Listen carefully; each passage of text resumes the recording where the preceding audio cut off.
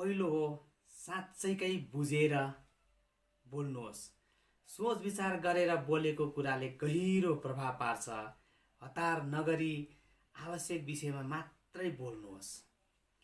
यसरी नै मुस्कान सहित बोल्नुहोस्। मुस्कान बोलीमा मिठास आउँछ।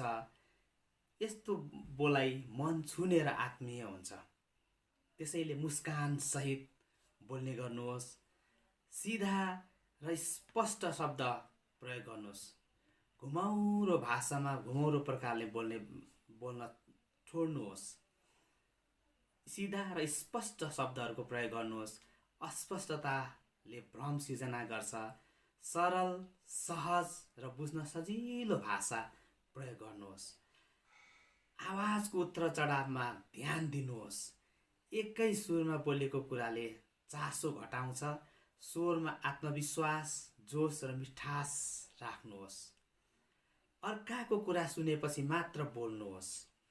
सुनेपछि बोलेको कुरामा तर्क र सम्मान दुवै झल्किन्छ।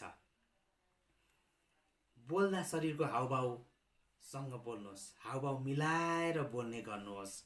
हाउभाउले तपाईँको बोलीलाई असरदार बनाउँछ। आँखा मिलाएर बोल्ने गर्नुहोस्।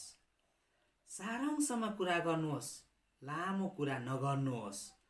धेरै बोलेर होइन, कामको कुरा बोलेर प्रभाव पार्न सकिन्छ। हास्यबोध प्रयोग गर्नुहोस्, तर सजग भएर। हल्का हास्य कुराकानीले मिठास ल्याउँछ, तर अर्कोलाई नजिस्क्याउने ध्यान दिनुहोस्। अर्कालाई जिस्क्याउने गरी हास्य बोध गर्ने होइन, कि हल्का हास्य कुराकानीले पनि मिठास ल्याउँछ। मनले बोलेको देखिनुपर्छ। नक्कलीपन झल्कने बोलीले तपाईलाई राम्रोसँग चिन्दैनन्। त्यसैले सत्य, नम्र र आत्मीयता झल्कने भाषाहरू प्रयोग गर्नुहोस्। यसै गरी आभार र सम्मान देखाएर कुरा गर्नुहोस्। धन्यवाद, कृपया माफ गर्नुहोला जस्ता शब्दले सभ्य र आत्मीय बनाउँछ।